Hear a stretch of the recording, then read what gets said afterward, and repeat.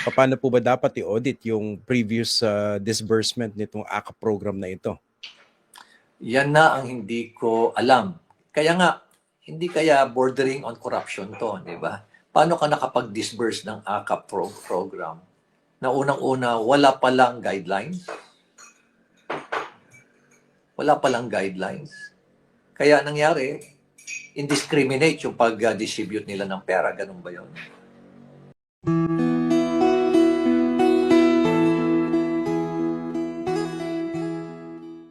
Gusto ko na pong pag-usapan itong topic natin, and of course, ready na po yung ating guest.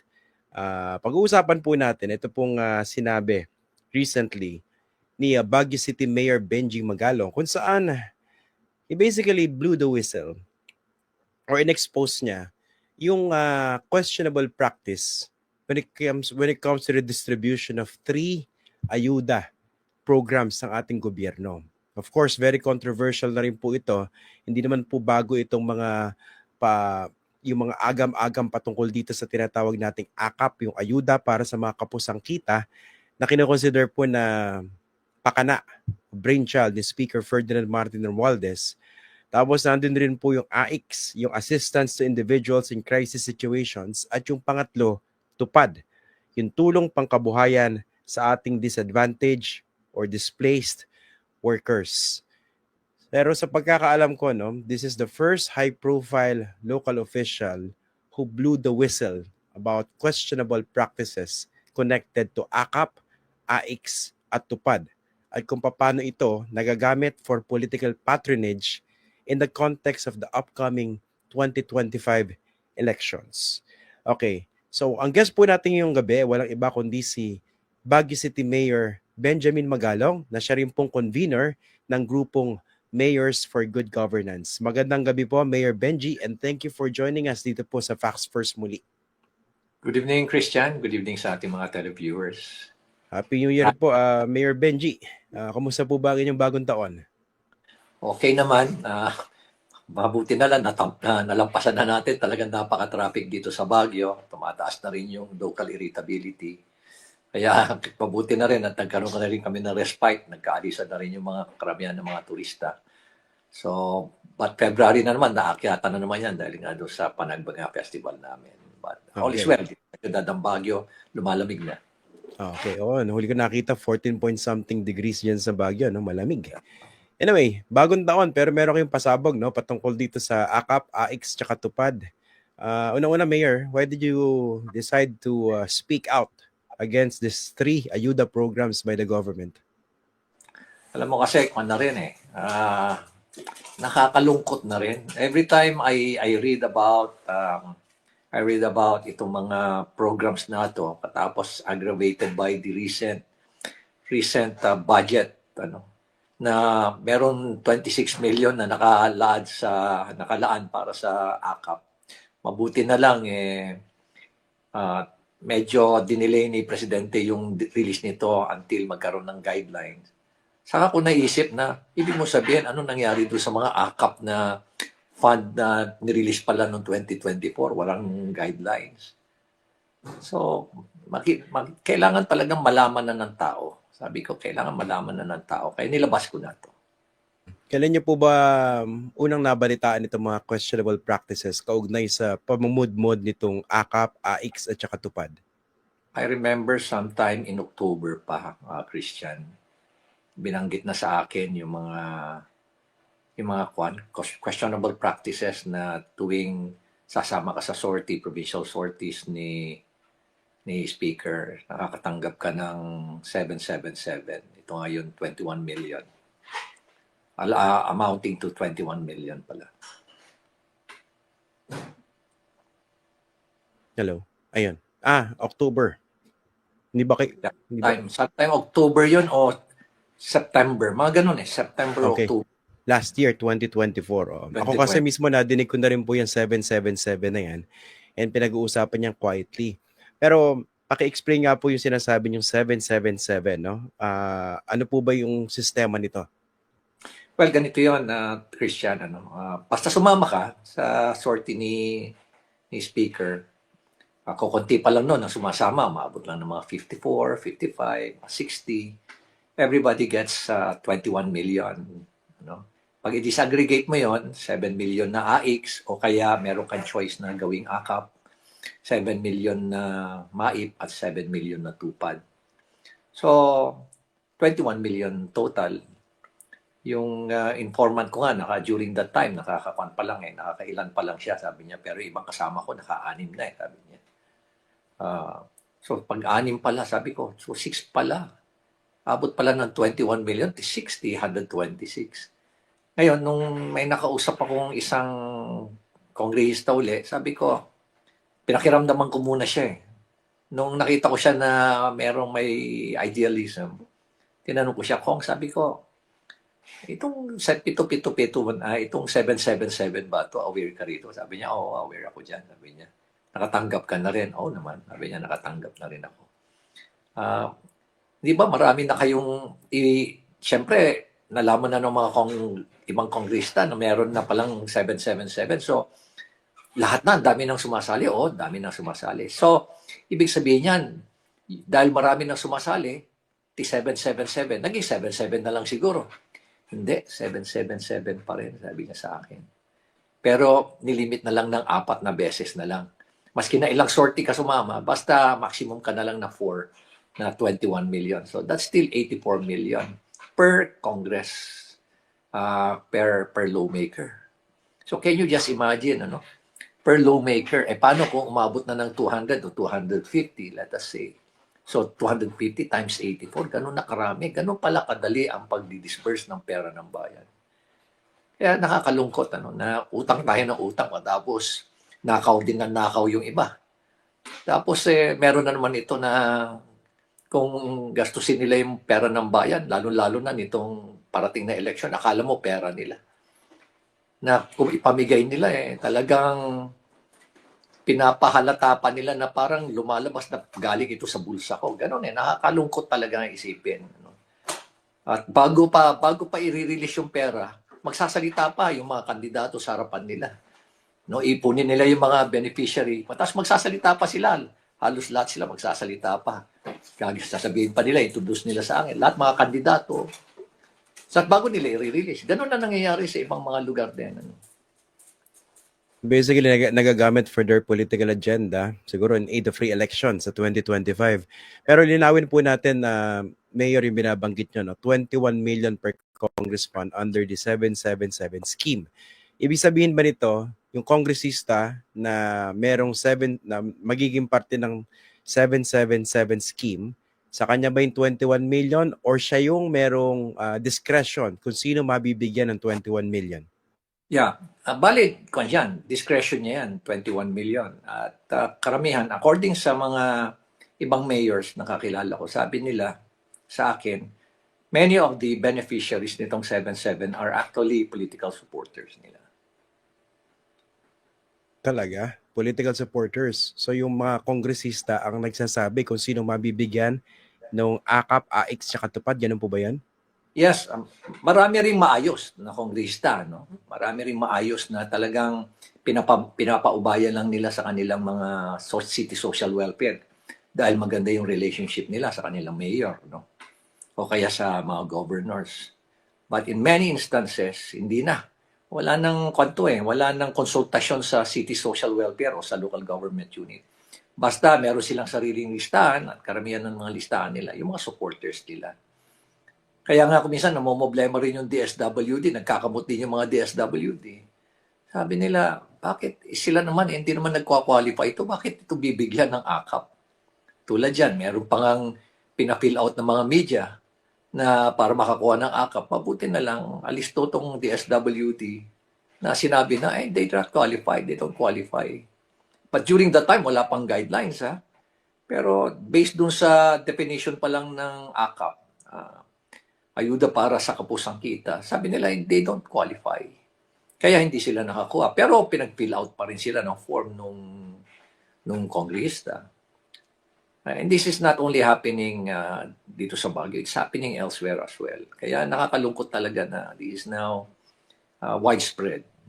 A practice that's happening in the entire country. Yung allocation na yan, yung 777, technically ba pwedeng ibulsa yung parte niya ni congressman o ng ibang mga politiko? Well, according sa ibang mga mayors, nababalitaan daw nila na ang ibang mga kongrista, syempre sa dami, apurahan, pinapapirma na lang yung mga beneficiaries. Pirma naman yung mga beneficiaries na hindi nila nakikita na kung magkano yung amount. Basta importante sa kanila, makatanggap sila. So, mabilisan na pirma sila. Tatanggapin lang nila siguro, mga sabi nila, instead na 5,000, 3,000. Pero dito naman sa Baguio, talagang binabantayan na mabuti yan. Pag sinabing 5,000 ang tatanggapin mo, 5,000 tatanggapin mo. Kung naman, may instances naman na ako, katulad ko, no, nakakuha ako sa mga senators ng AIX. AIX, usually AIX yan. Yung AKAP talaga, bago pa lang yan eh. Yung AIX talaga, there are instances na ang naibibigay lang talaga, 3,000 para mas marami ang tatanggap. Yung ibang senator, mas gusto nila 5,000 naman. So, depende rin. Depende rin sa kung ano yung desire ng mga senators. Paano pala yan, Mayor, no? Kasi sabi nyo, di ba, nag-iikot sa iba't ibang parte ng Pilipinas si Speaker Romualdez, tapos may mga sumasamang mga kongresista at pag sumama, sabi nyo, meron silang 777 allocation, di ba? Yes. Pero kung ikaw yung kongresista, bakit ka kailangan sumama ron sa ibang lugar na hindi mo naman jurisdiction? So, anong pakinabang mo doon para sa iyong mga constituents? Yung constituents mo nandun lang sa distrito mo, for instance. Well, ang habol ko doon yung 21 million eh. So, paano mo makukuha yan? Ikaw Ah, magsasabi kung kanino mapupunta? Miski nandun sa ibang roadshow yung pinuntahan mo. Ganun yes, po ba yun? ibigay naman sa iyo yan eh. Allocation mo yan para sa distrito mo eh. Hindi kailangan during that roadshow mo i-distribute. Pwede Hindi. mong gawin Ano, at your para own. sa distrito mo yan eh. So, tatanggap mo yan para sa distrito mo. So, kunwari, ako yung kongresista sa Metro Manila, pwede ako sumama sa sortie sa Visayas o Mindanao. Miski wala Yes. akong kinalaman doon. Yes, yes, yes. Okay. Is this corruption? Yung ganitong practice po. Well, alam mo, paano nila nadidisburse yung pera? Unang-una, paano nila na-generate yung ganong kalaking pera na sandali lang nila magamit? Pangalawa is the way they administer yung fund. No? Na, kumbaga, parang ipalalabasin nila na sarili nilang pera. Diba? I-insinuate nila sa tao na pera yan, pera ni Kong yan, pera ni Kwan yan. Ganon. Yun ang gustong-gusto nilang marinig eh. No? And to the extent na sila na rin ang nagbibigay ng ayuda. As in, yung hard cash mismo, sila nagdi-distribute. Ganun po ba Ay yun? sila na ang magdi-distribute ng ayuda. Kaya nga ako, yun ang every time na may distribution sa amin, lagi kong ina-emphasize yan. Kaya ako talaga pupunta doon sa payout para lang emphasize sa mga tao na this money did not come from Mayor Magalong, this money did not come from Senator, but this money came from the taxes that you paid. Pasalamat na lang tayo kay Senator at talagang nagawa niya ng paraan na ibalik sa atin to. Yun ang tulong na malaki nakuha natin sa kanya. Ganun na lang ang ina-emphasize ko dan. At pagdating na sa payout, aalis na ako. So I usually stay there for about 2 to 3 minutes lang eh. Tapos alis na kagad ako. Basta importante na deliver ko na yung message na this money is actually came from the taxes that we paid. Yun ang gusto kong iparating na message eh. Pero Mayor, di ba hindi na po bago yung politiko na nakikisakay sa programa o proyekto ng gobyerno and claiming it as his own para palabasin doon sa botante o doon sa makatatanggap na ako yan, di ba? Anong pinagkaiba nitong distribution ng AKAP, AIX at saka TUPAD dun sa konteksto ng pakikialam at pagkuha ng credit ng politiko? Well, alam mo, ang tao, pag may utang na loob, alam mo naman ang Pilipino, pag may utang na loob, yun na yun. Iboboto ka na niya. Yun ang konsepto ng very traditional na politics eh. Kaya nga gusto nila ipaalam lahat na parang pera namin yan, pera ko yan, yan ang binibigay ko sa inyo. Only to find out na ito naman pera na to actually came from, these are the taxpayers' money. Pera ng bayan to. Pero syempre ayaw nilang emphasize yan. Ang gusto nilang emphasize is Ako yung nagbibigay sa'yo ng pera, kaya dapat isipin mo na galing sa akin yan. Galing sa bulsa ko yan. Tama po ba ang nagli-lead nitong initiative na ito ay si Speaker Ferdinand Martin Romualdez? Tama po ba? Well, ang allegation sa akin is it came from the speaker. Okay. Ano sa tingin nyo? Ano yung lumalabas sa motibo niya rito sa pag-iikot sa buong bansa, pagsasagawa ng mga sorties at sa pamimigay itong mga ayuda na ito kasama o bitbit yung iba mga kongresista? So I'm not really aware kung ano yung motive niya. No? Pero the more congressman joins the sortie, maganda ang optics na well-supported siya ng kanyang mga kasamahan sa Kongreso. Pero sa ganito, Mayor, no, hindi ba mahirap ipaunawa sa mga ordinaryong Pilipino kung ano yung mali rito? Kasi kung ako kunwari nakatanggap, no, wala na akong pakialam kung nag-claim ng credit dyan si congressman, si mayor o si governor. Ang importante sa akin, nakatanggap ako. Kumaga, paano nyo babasagin yung ganung pag-iisip dun sa perspective na nakatanggap? Alam mo kasi ang main issue dito is papaasahin na lang natin ang mga tao na talagang politics of mendicancy. Parang sinabi ko, hindi nyo na kailangan magtrabaho. Ito na, meron na ibibigay sa inyo regularly, ibibigay sa inyo every 3 months, meron kayong tatanggapin. So, hindi nyo na kailangan magtrabaho at pag sikap pa uli maghanap ng hanap buhay. Isa yon. Isa yon. That's the way it is being administered. Again, it's always related to politics. It's always related to politics. Siguro sabihin natin walang nakikitang corruption diyan, ano. Walang nakikitang corruption yan unless magkaroon ng investigation siguro kung paano na-generate yung ganyang kalaking pera. Paano na-disburse kagad sandali ang ganyang pera. Bakit paano ang guidelines sa disbursement? Paano ang pagpili ng beneficiaries na bakit hindi nasasabihan yung local government units kung sino ang nabibigyan? Why are you not sharing your data with or your data with the local government units? So there's yung equitable distribution nawawala, di ba? Kasi nga there's a huge possibility na magkakaroon ng redundancy. Tsaka siya, sa ganitong programa, Mayor, dapat targeted, no? Hindi pwede namumudmud ka ng bilyong-bilyong salapi na hindi mo naman alam kung ano yung impact o kung magkakaroon ba siya ng talagang significant difference dun sa buhay ng mga pinagbibigyan. No? Kaya importante dyan yung targeting tsaka yung careful planning. Di ba? Yan ang punto dyan eh. Yeah. In fact, di ba, ang City Social Welfare at together with the SWT, meron tayong, di ba, targeting survey. Meron yung tawag dyan eh. Di ba? Na talagang ina-identify natin kung sino talaga ang mga indigents, sino talaga yung mga may kapos na hanap buhay. Kaya immediately kung nag-uusap talaga na maayos itong dalawa na to, nag-share ng data, then definitely walang redundancy. At alam natin na mapupunta talaga doon sa nangangailangan. Pero kung yan, ang ginagawa is, isipin mo, nagko-complain yung mga barangay officials at sasabihin na they're being pressured to give or issue certificate of indigency. Isipin mo yung gano'n, na nagko-complain sila. Ibig sabihin, pinipilit sila para lang mabigyan itong mga supporters na to ng AKAP funds or AIX funds for that matter. Okay. Sa tingin niyo itong pamimudmud ng AKAP, AIX, tsaka TUPAD, dyan sa mga local races, no?